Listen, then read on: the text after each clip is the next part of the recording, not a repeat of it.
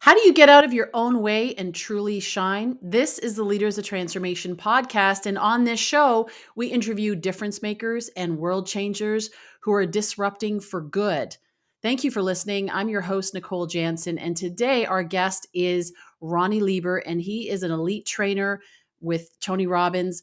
He is a keynote speaker, a stadium host, a coach, a very successful gentleman, and he has spoken to over 5 million people over the years globally. And so we're going to explore what it takes to bring out the best in yourself and also in others, which is, of course, what most of you are trying to do is when you're trying to put your message out there and inspire your audience, that's going to be really, really important. So I hope you're ready. We're going to have a great conversation here. And if you are listening live, you have the opportunity to ask questions, share your comments, and we will get to them during our conversation. So please take advantage of this opportunity.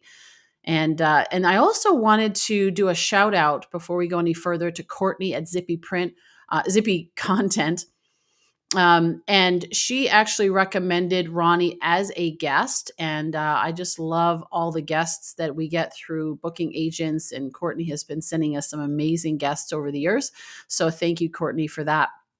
One last thing is our podcast is brought to you by my coaching and training company, which is Leaders of Transformation. And so if you are a leader who wants to be better, do better, and make a greater impact, I would encourage you to book a free consult with me. And you can do that at leadersoftransformation.com/coaching. There's some information on the type of coaching that I provide. And if it's something that you're looking for, let's have a conversation and see where it goes. All right, let's bring our guest on. Ronny, welcome to Leaders Transformation. We're excited to have you here today. Thank you very much. And what an intro. Thank you, Nicole. I'm excited to be here with you and with your amazing audience. And I'm excited. Let's rock and roll. Absolutely. Absolutely. So I thought the first, starting point would be for this conversation is to give us a sense of how you actually became a stadium host and a keynote speaker and even a trainer for Tony Robbins. I know you've been doing that for many years. Kind of like give us a little bit of the backstory on how you got to where you are. Well, it's a great question, actually, and it probably would be too long, but I'm gonna make it a short story. So basically, it all started with after I completed my studies at the university. I asked myself, well, what do you want to do now? I mean, that's a great question in general. It might have been even more helpful to ask it before I started.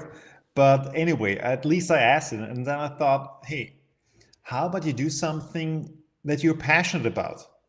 Because obviously, when you do something you're passionate about, it's not going to feel like work. And it's not even like the money is not the most important thing initially. It's just about like, hey, do something that you love.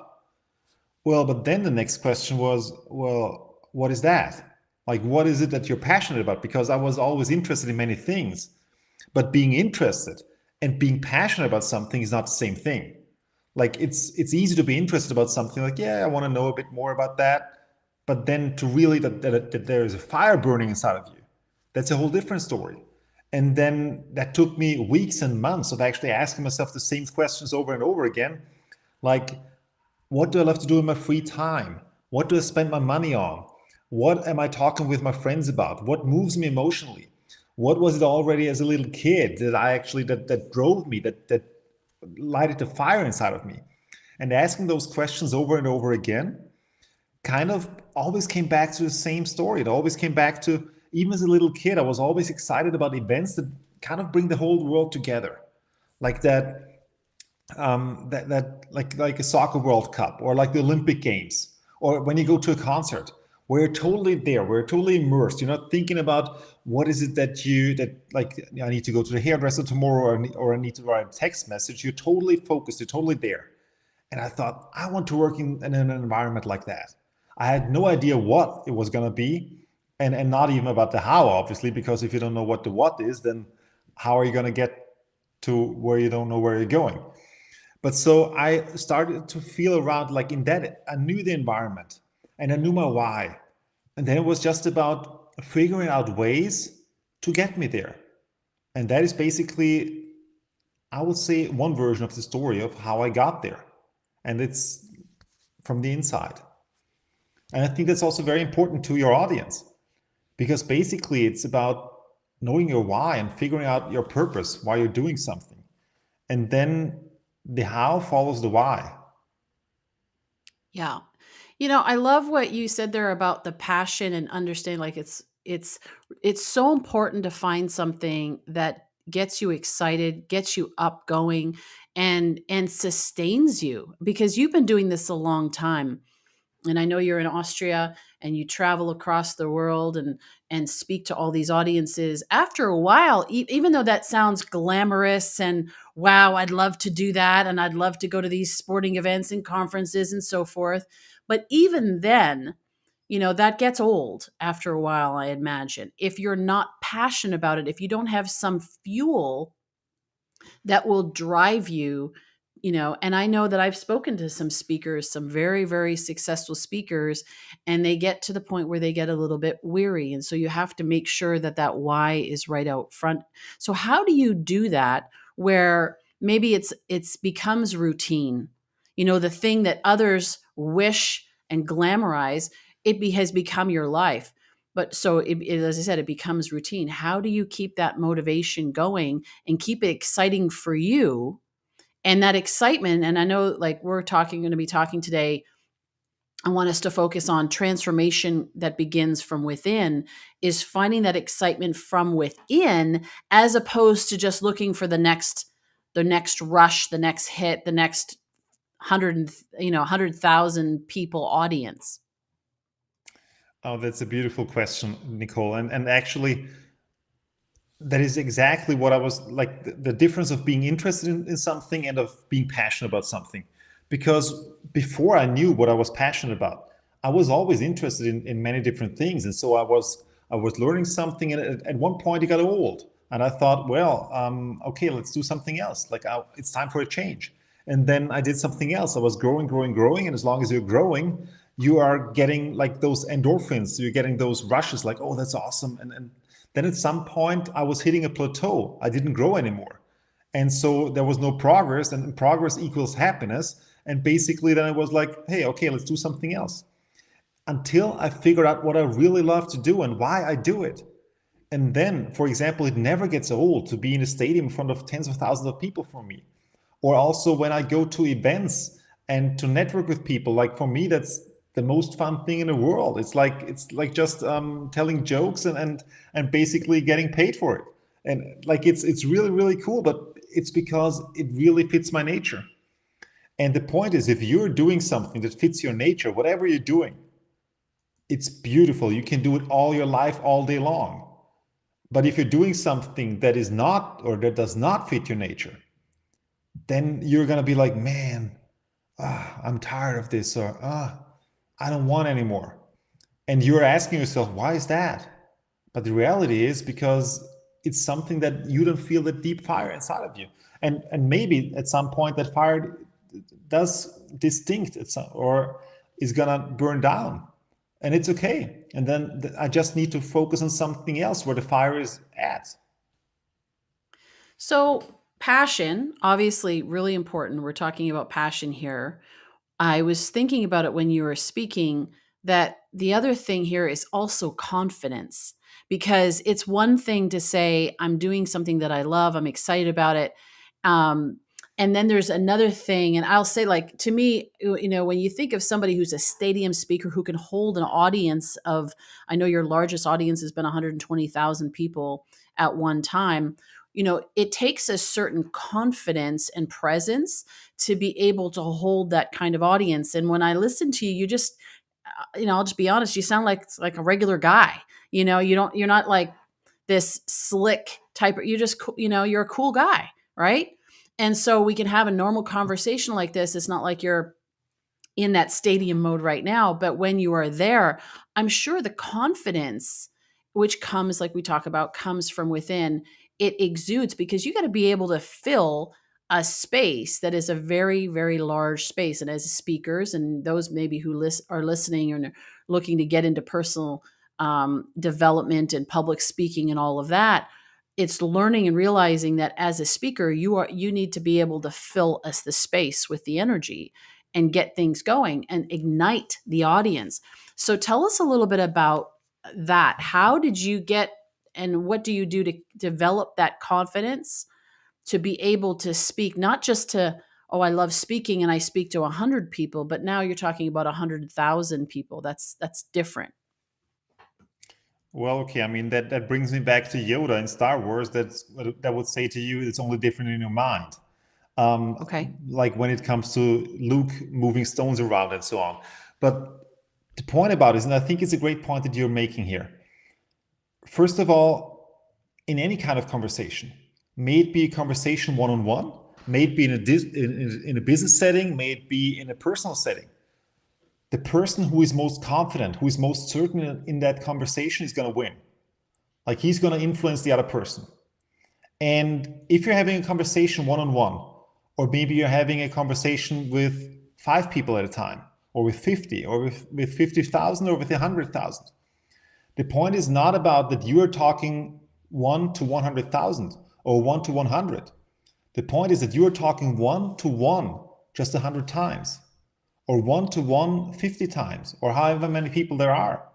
Because basically it's always just a one-on-one conversation, but multiplied by several times.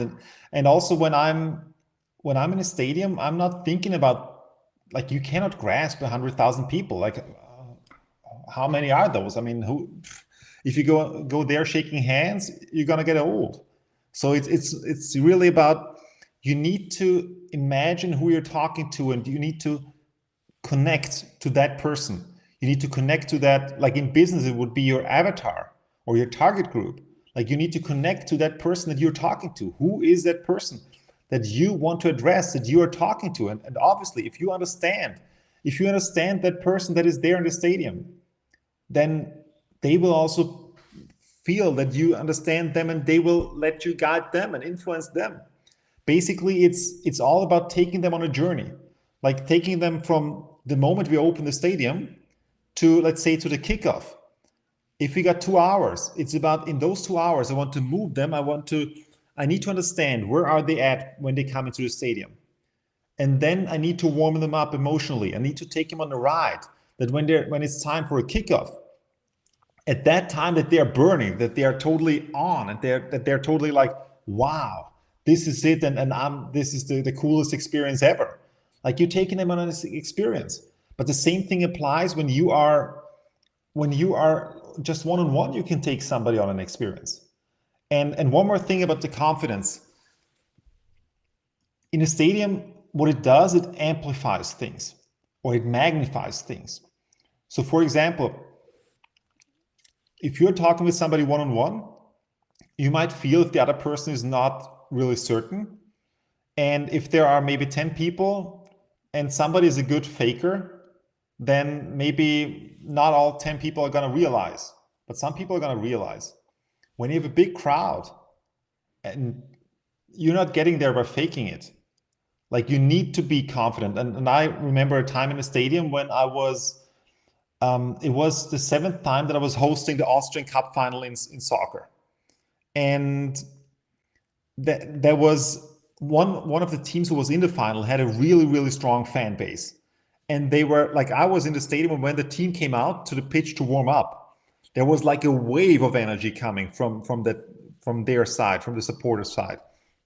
And I was like, geez, wow, like I could really feel that. And also I could feel that if I'm not certain, they were like a wild animal. And like, if I was not going to be certain, they would eat me alive. And so I knew, like, I had to stand my ground. And I thought, thank God this is the 7th time, like, that I had 6 times before to practice, because if this would have been my first rodeo, oh geez, that would have been quite a ride. Yeah, I can imagine. Actually, I can also, thinking about some of the audiences that I've been that I've spoken to, and some of them are with you. They're excited, right? They are cheering you on. Maybe they know who you are, and they're like, "Yes, we want to see her do well, or we want to see him do well." And then you get into those audiences which they don't know you, they don't care. Maybe they're there because, like, especially when you're talking about in a corporate environment, switching gears, right? Like, they're, maybe they in that Maybe environment. even I know you hostile. they may not want, they may be volatile, they may not want to be there. Like they've been forced to, they required to be there. And so I would love to hear how, what goes through your mind, and how you, like you say, you have to be able to um, own it, is what you're talking about, right? And really show that confidence. But how do you do that, you know? Well, that's a great question. Actually, there was it ties back to before we started this show. I was asking you two questions. The first question was, could you describe me who your audience is in like one sentence? And also, I was asking you what your outcome is. And I think whenever you step in front of an audience, or even when you step in, like when you have a meeting with somebody, first think about who is your like. First, it's going to be, what's my outcome? Like, what is it that I want to, at the end of this time together, what is it that I want them to feel, to do, to experience? What feeling do I want them to leave with? And also, because at the end of the day, it's not about what you said. Like, they're not going to remember what you said, but they will always remember how you made them feel. So first, what is the outcome? And second, who is your audience? Who is it that's sitting on the other side? Because, and also, like, where are they coming from? If you go into a business setting and there might be people, for example, let's say from different departments, and some want to have this, some want to have that, and there might be people that are completely in a totally different spectrum. And you know, like in a political race, you know that you're never going to get them on the same page. So the point is, first of all, but you need to know that. You need to know where they're at. You need to know your audience. And also you need to know your outcome. And sometimes it's not just your outcome. Like, for example, when I get hired by somebody, I always need to know also what is the outcome of that person or of that company. And like, what is the higher outcome of that? And then thinking about, okay, I know that this person is there, or this group is there, and that standpoint. This group has that standpoint. And then I need to address that right away. Like, I need to, like, you were mentioning Tony Robbins before, and one thing that he always says is, kill the monster while it's tiny. Like, you don't want to make the things big things. You want to take the wind out of their sails before you get started. Because also at the same time, it's going to show them that you did your homework. It's going to show them that you understand who they are and that you understand them. And if they feel understood, it's a lot easier to lead them than if you come in like from your high horse and like, oh, here I am, and I'm going to now save you or rescue you, or like, now look at me, I'm going to do everything and it's going to be amazing. And they're just going to be like, who the hell are you? Like, you didn't understand me. Like, this is not what I'm here for. So you really need to know, why are they here? That is so good. We've got a comment here that I want to share, and it is from Martin. Martin, thank you for watching. He says, excellent, Ronnie. Connection is key, combined with an engaging and captivating attitude that will trigger the audience into action. Absolutely. Thank you for watching, Martin. He's been a great supporter of this show. And if you're listening and you have questions or comments, please, we'd love to hear them, so you can post them in the chat. I'd love to shift gears here, because what you talked about reminds me of, and I think we know some of the same people, and I hear some of the same language, and even like with Tony Robbins, of course, and Blair Singer, and some of the people that are masterful presenters, and it really is about not. It's actually not about you. It's about the audience, about It's connecting to not the at all audience about you. and getting outside yourself. So let's talk a little bit about that, because that's what's going to get people into the auditorium. That's going to get them into this stadium. It starts at home. And so what sort of things are important? Like when you talk about transformation, first of all, maybe we could start off with how do you see transformation? What do you believe creates transformation? And then we can talk a little bit some of the practical things that our listeners can do, who are purpose-driven entrepreneurs, who are leaders, who want to make a difference. They want to be leaders of transformation. They want to make an impact in the world and get their message out there.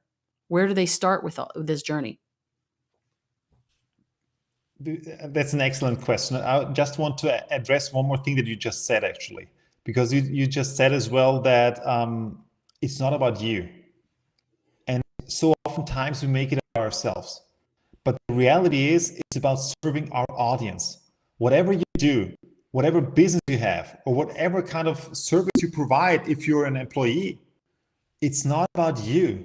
It's about what you can provide as a service. For example, I was at a Bon Jovi concert, or I watched with my wife in a movie theater a Shakira movie, because my wife is from Colombia, and Shakira as well. And both said the same thing, that they are here to serve the audience. They're here to serve you. Like, they're playing the songs that the audience wants to hear. They're not playing the songs like, oh no, today I don't want to hear, I don't know, some of their most favorite songs, like, or most famous songs. Today I don't feel like, of course not, because the audience wants to hear it. And I was doing a TV show, and I was actually there as a warm up some years ago. Like, I was warming up the audience. And afterwards, like, we did a few shows, and after the first show, the producer came to me and he said, "Wow, that's really cool. It's really great what you're doing." And I was thinking, like, I'm not doing a lot. Like, I'm just having a conversation with the people. And then I was asking, well, but I mean, how is it normal? It's not a big thing what we're doing. And he said, you know what is the biggest issue here? That there are some guys coming in, like, as a warm up, and they make it about them. They think that the audience is there for them, but they didn't come there for them. They came there for somebody else. And then they are just, it's all about them, and then they lose the audience. So the moment that you actually make it about you, about your ego, you lose. You It's about them, disconnect. it's about your audience. You disconnect from your audience in that moment. And it actually makes it, Yes, I don't know about you, but it actually is more stressful that way because I'm worried about, what do I look like? What do I sound like? Do they like me? Any of that stuff. It causes me to disconnect, and it's more stressful. absolutely, absolutely. Like Martin was saying, your connection is key, and it really is. And talking about transformation, as you were asking before, transformation is, to me, is the journey of where you are to where you want to go. And basically, transformation is obviously about knowing where you want to go, but also, again, it comes back to why you want to go there. And imagine if you want to go on a journey. Imagine you want to go, let's say you want to go on a plane to New York.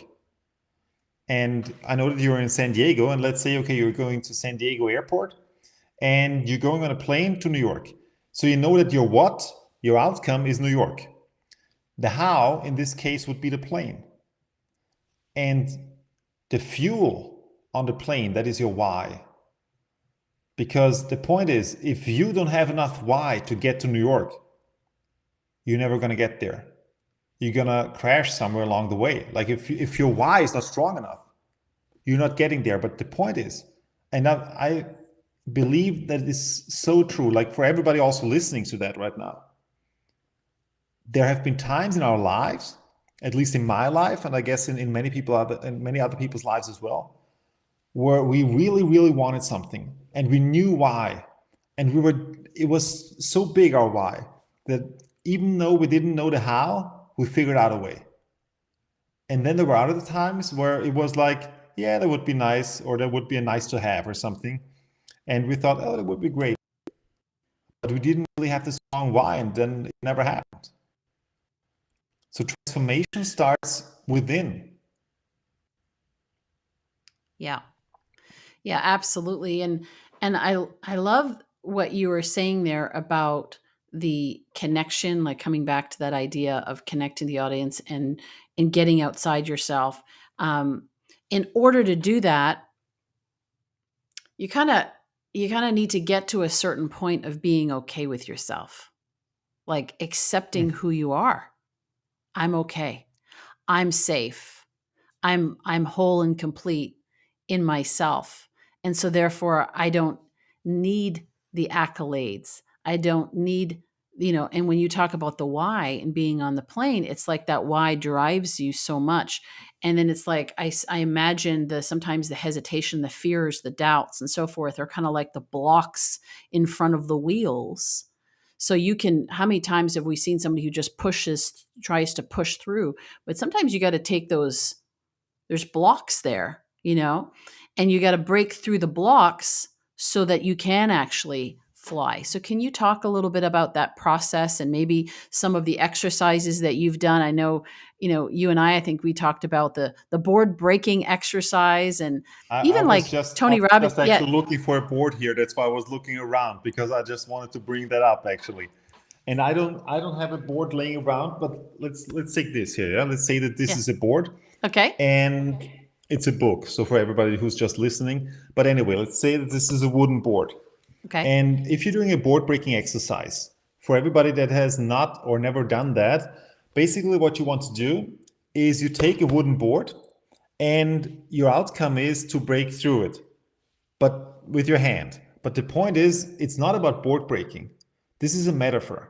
So it's about actually what you do is you, on one side of the board, you write your outcome.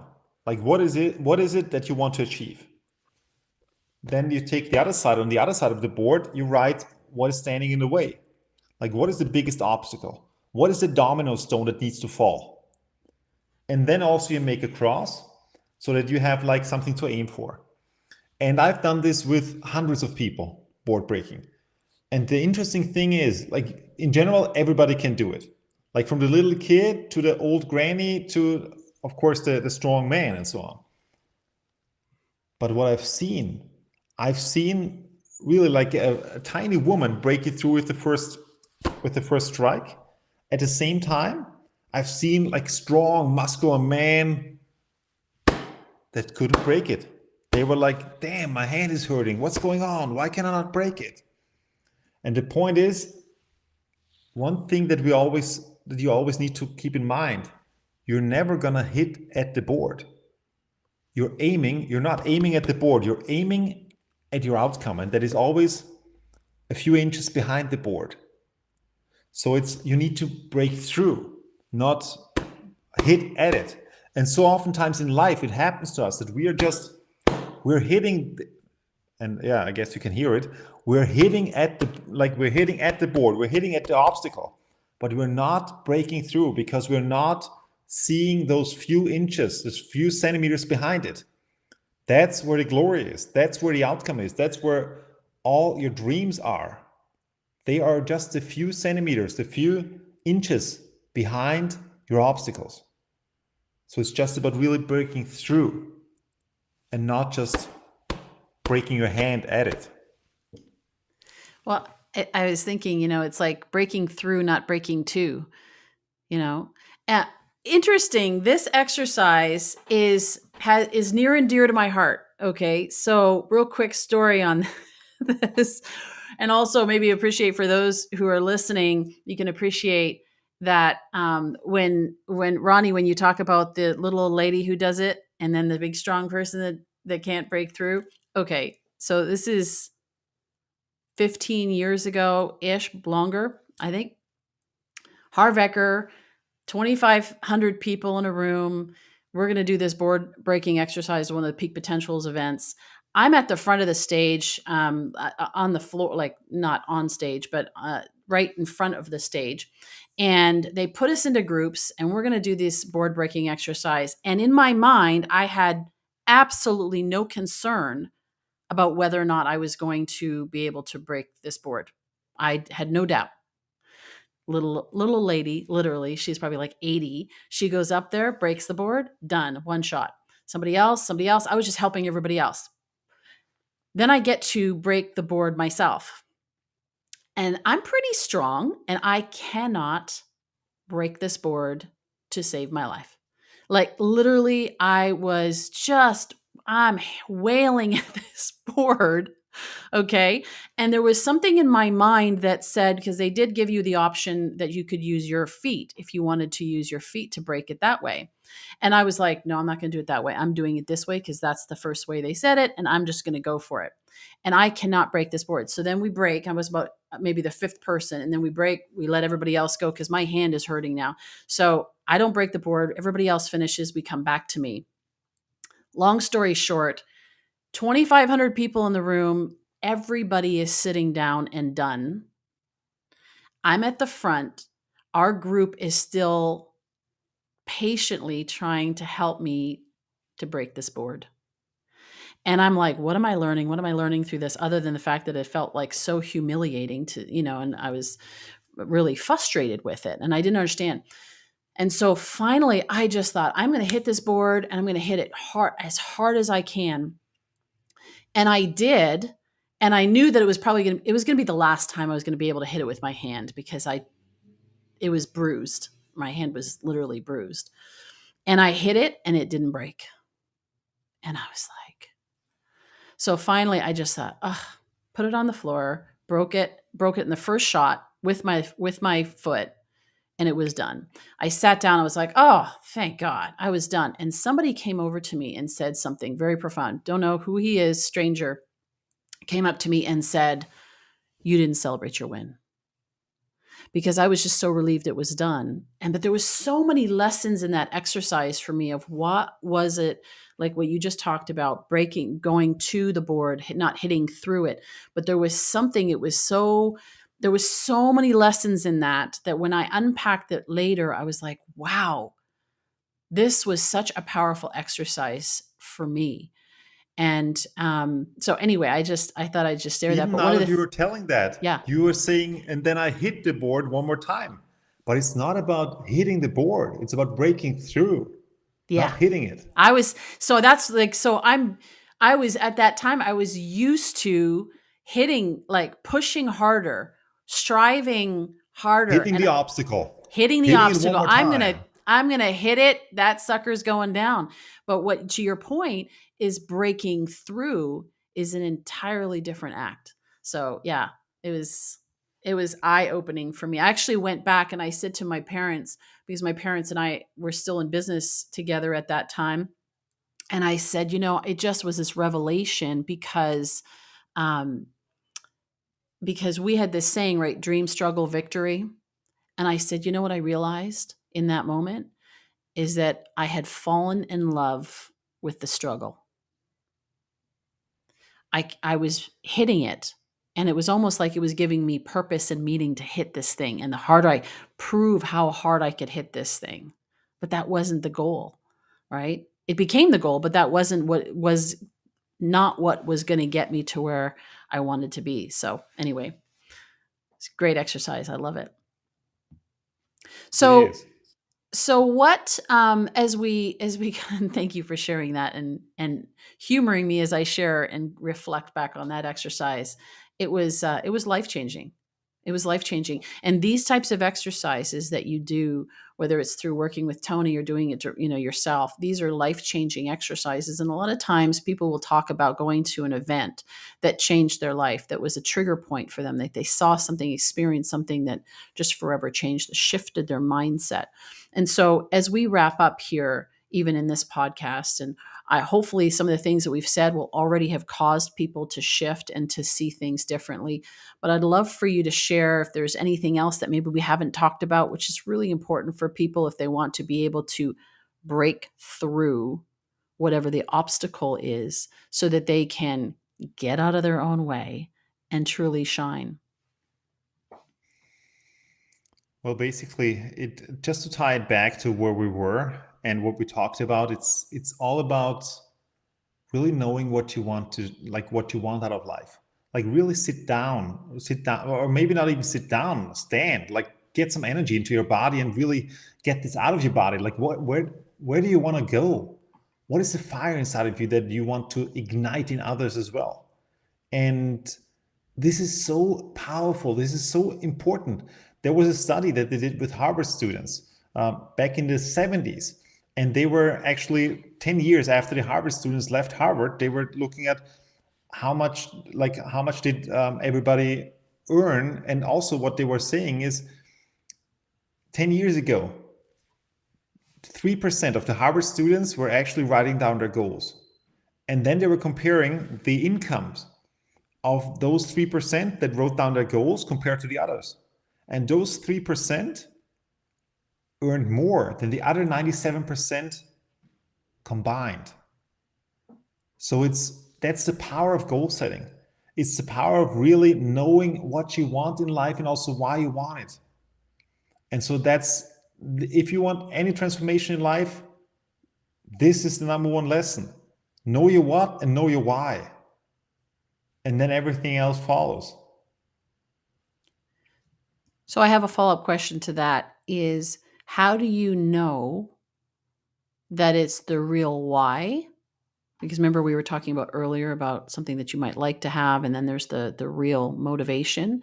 How does someone know and differentiate between what they think they want, or that somebody else has convinced them that they want, and what they really want? That's a Because I great think there's a question. lot of people that actually set goals that it's not actually the real goal. And oftentimes they think they want something because maybe you can make money or whatever, like because some kind of other underlying motive. And what I did back then when I was asking myself those questions, I did a brainstorming, and it took me weeks and months actually to go deeper and deeper every time. And I said initially, whatever comes out of it, first of all, I'm not going to judge it. And second of all, I'm not going to now look at the money thing at all. Like, I'm not going to judge it by, can I make money out of that? Not at all. Or like whatever underlying motive you have. So first of all, it was really, what is the like, to answer those questions, what comes out of me, without worrying about, can I make money out of that? Because I thought afterwards, if I do something that I'm really passionate about, I know I'm going to be good, and I know I'm going to be growing in it because I'm going to be naturally focusing on it. And if you're good at something, if you're great at something, if you're the best at something, or maybe even the best in the world, you're never ever going to have to worry about money because you're going to figure out a way how to monetize it. So that is not the point. The point is really to strip away all those layers, like with an onion, like that actually could confuse you, to really go down to what is deep inside of you. Does it make sense? Yeah, it's like I heard somebody say once, it's the why that makes you cry. So Yes. if If your why don't intellectually, make you cry, yeah, yeah, it's not your why. yeah. If it sounds good intellectually and makes a lot of sense, but it doesn't actually move your heart, it doesn't cause you to actually tear up and get emotional. Even big, strong guys get emotional, and it's like when that's when you know that it's really touched you and gives you that clue of that that it's going to have enough fuel. It's going to be enough fuel to get you from San Diego to New York to Vienna, Austria, and Exactly. all around the world. And one more thing, actually, I think also if it's something that's not just about you, if Yeah. something also, for example, when I'm in a stadium or something, I mean, even like I don't think it's about me.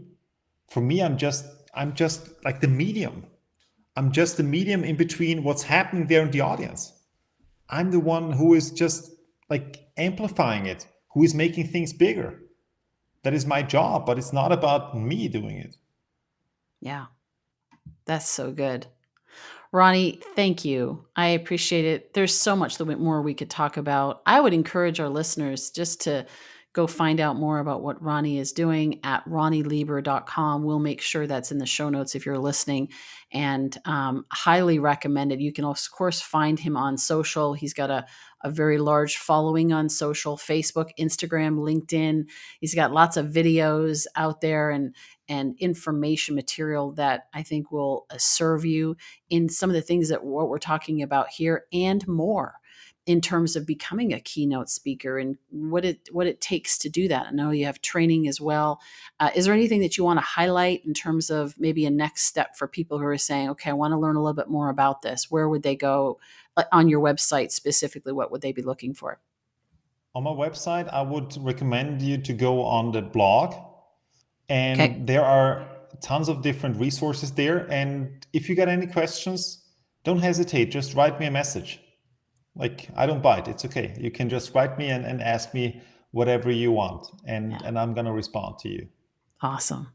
I appreciate that about you. You're so down to earth. and just very approachable. So thank you. I appreciate you sharing today, and I hope that, and I trust that our audience is going to be inspired. I know I'm inspired, and sometimes it's a confirmation. Some of the things that we've been talking about, people might be thinking, I've heard that before. I know that I'm supposed to have my why, but you know what? There's knowing and doing.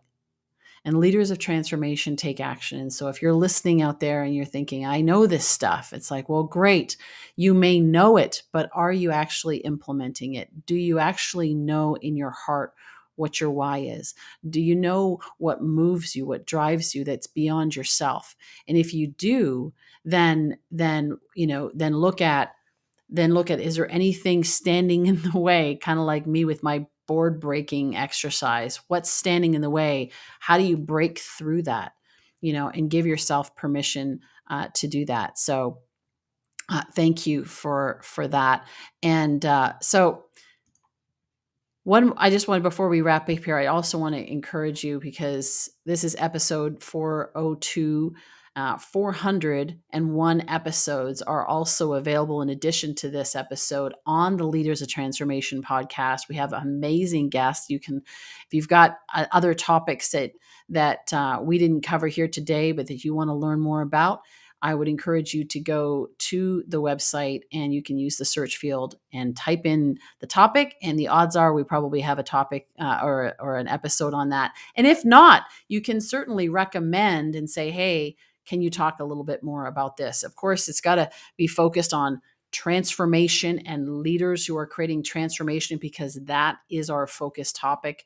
And I believe that success rises and falls on leadership. And what we've been talking about today, transforming yourself from within, is all about leadership when it comes right down to it. So again, go to leadersoftransformation.com, and you can access all the resources.